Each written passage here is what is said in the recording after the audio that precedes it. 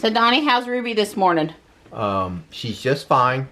The tire didn't lose any pressure. In fact, it went up just a scooch because the garage is warmer. I drove Ruby far enough that the tire pressure sensors registered, and the passenger rear tire is reading 44 psi, and the other 3 tires are reading 41 psi. I do think we have a slow leak because, again, I remember seeing that tire was low on Saturday afternoon when we were coming home from the Tesla event. So hopefully you can keep an eye on it, and when you take Ruby in, they can check to see if they can find a slow leak. All right, thanks for checking her out for me. Welcome. Fingers crossed we'll have an uneventful trip into school. I'm sure you'll be fine. All right, boys, it's time to go. Let's head on out. Wow, it's so daylight out here now.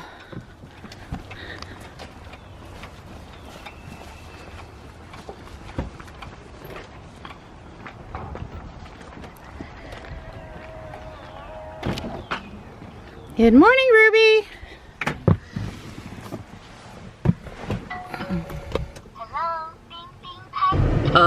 Need to fix that before we take off out of the driveway. Usually it clears in a minute or two. All right, the windows are nice and cleared. It's 6:46. We need to get out of here. I put Mr. Bluebird up with his worms going back to his nest. This is from a couple years ago. This picture has a canvas texture applied to the digital image, so it looks kind of like one of those mounted pictures.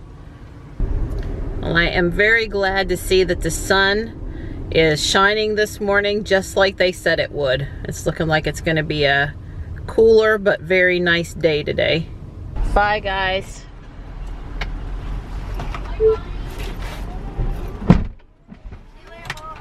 Bye, love you.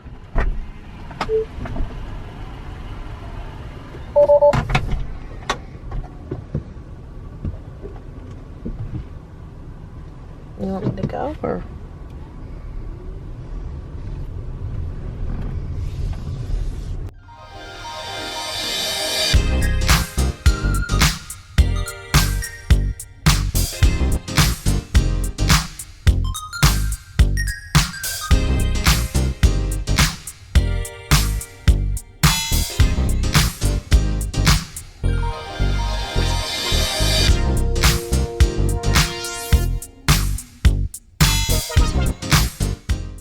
So I'm over here at Emmanuel Holiness Church, and I've seen both the male and female red-shouldered hawk kind of shooting into the sunlight, so the pictures aren't great, but fun to watch them nonetheless.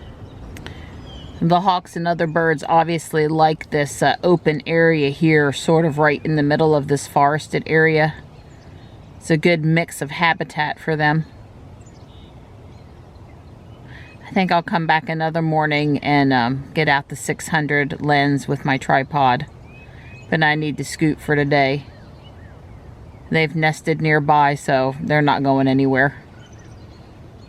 I've seen them here 3 times now in the last week, so.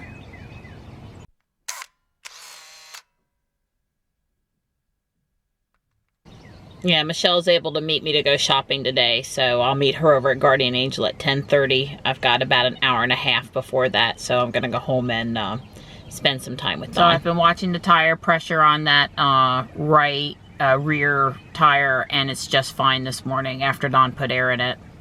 So far, so good anyway.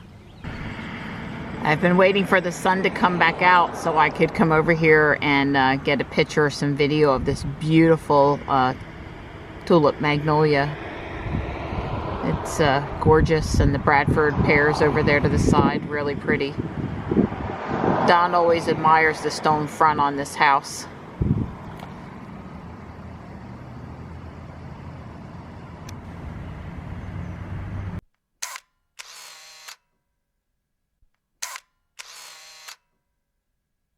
So Don was watching Engineering Explained this morning, and he's talking about the Volkswagen Dieselgate now transformed into gassing monkeys topic. And I know sometimes you guys like to know what Don's watching on YouTube and what he thinks about it, so I asked him to talk about it for just a minute. Right. This gentleman, Engineering Explained, he is a North Carolina State University graduate. He's an automotive engineer.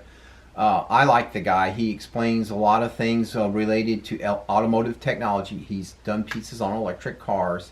I would definitely still kind of, not being careful, don't want to label people, but he is still a gas head. You know, he likes high performance engines and vroom vroom exhaust and all that stuff like that. But nonetheless, this guy is an engineer, and he does follow the data. So anyway, he just explained the second car shoe falling with the Volkswagen Dieselgate, which is they've been gassing monkeys, or they gassed monkeys. He explained all that.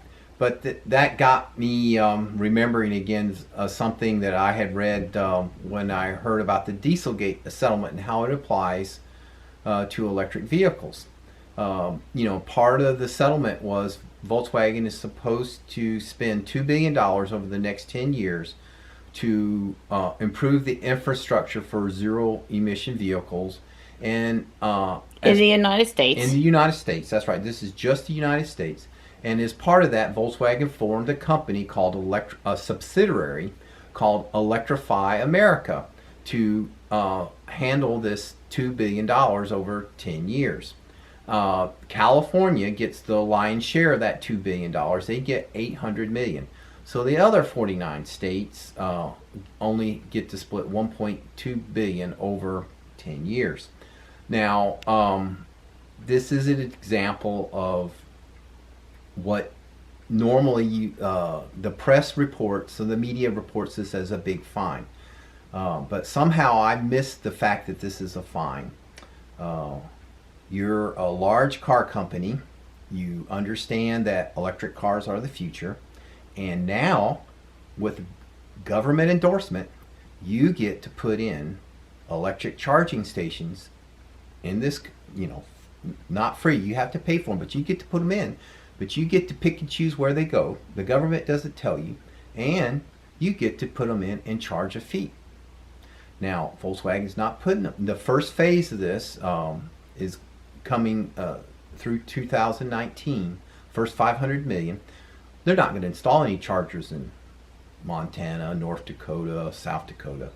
They're only going to install most of them in California and other places where there's already plenty of, or potential for other EV charging companies, or other EV charging companies are trying to get a foothold in the areas where there's high demand.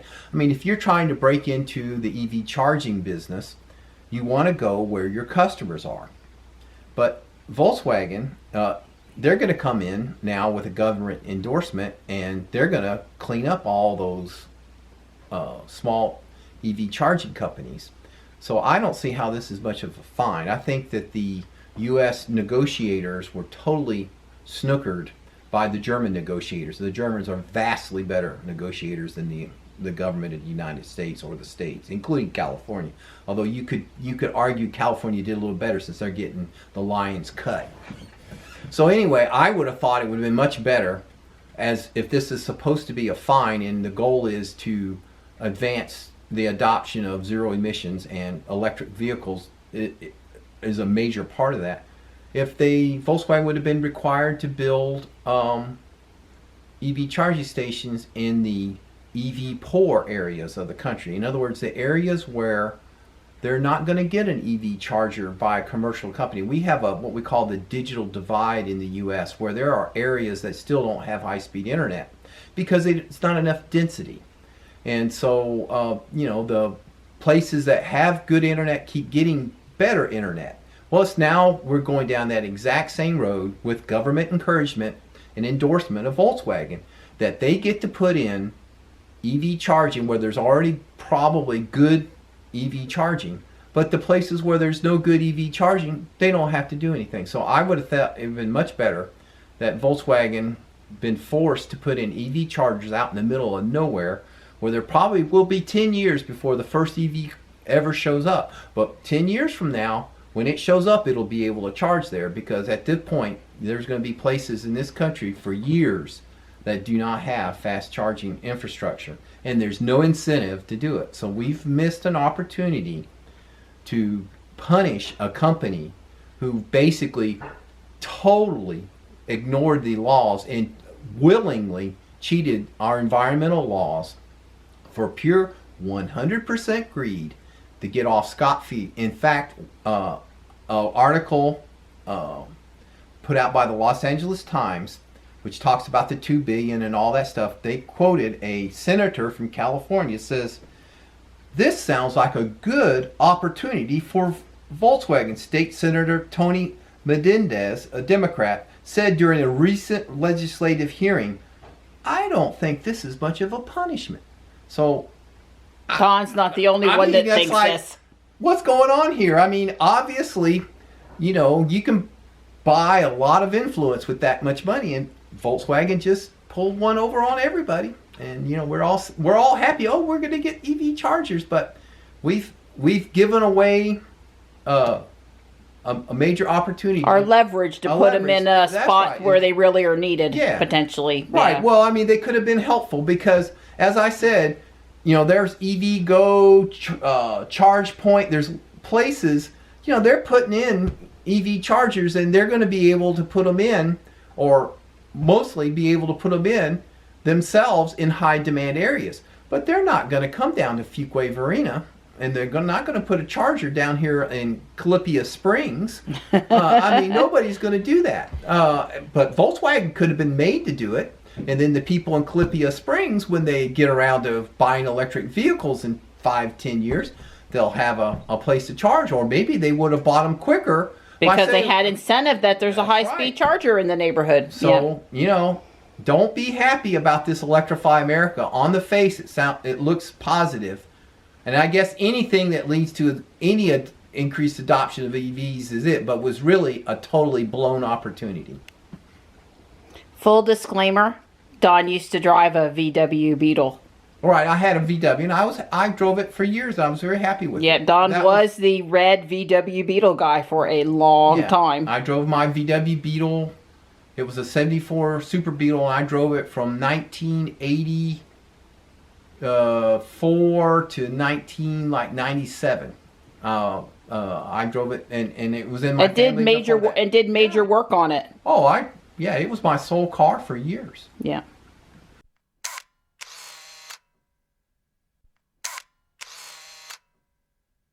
Good morning. Good morning. How are you? I'm good. I was just listening to my audiobook. Oh, really? Yeah. You're not reading? Oh, look, you got on your new Steelers that you got a couple weeks ago. Yeah, way cool. Exactly. Ariel's been wearing it too a lot, so. Those are so pretty. First thing I saw when I came in the door. I decided no on the glass globes and yes to the little fairy mushroom house. All right, I'm officially ready for more Easter stuff to be out.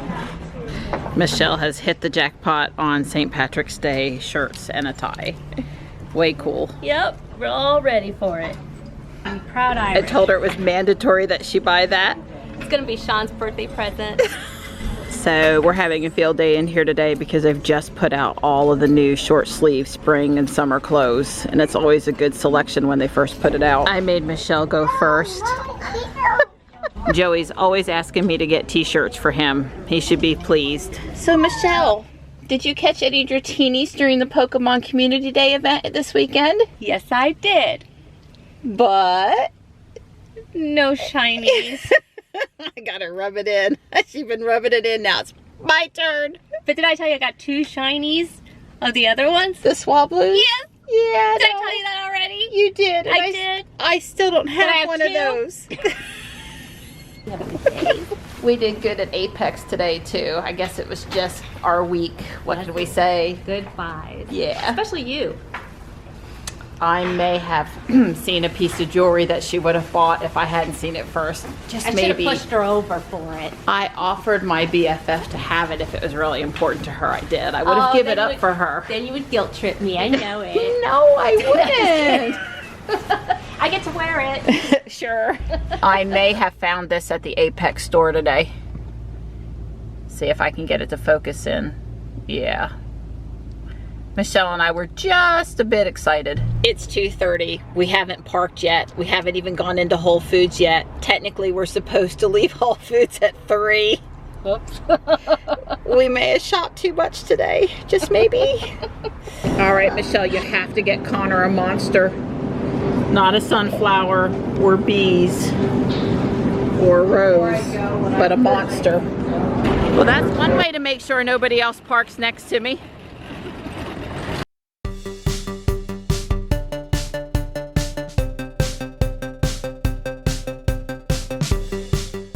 Right, it's 3:07. We did pretty good. In and out in under 40 minutes, all packed up. And I didn't forget the bacon.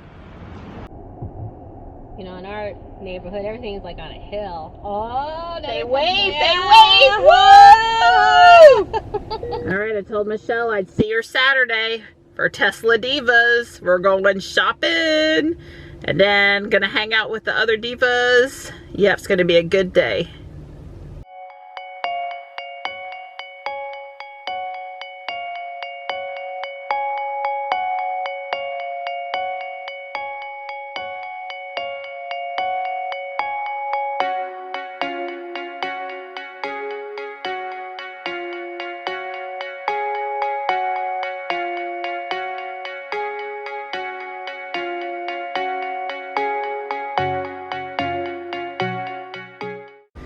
So my absolutely ancient but professional strength, awesome Electrolux vacuum cleaner is not currently working properly, and I'm worried about it.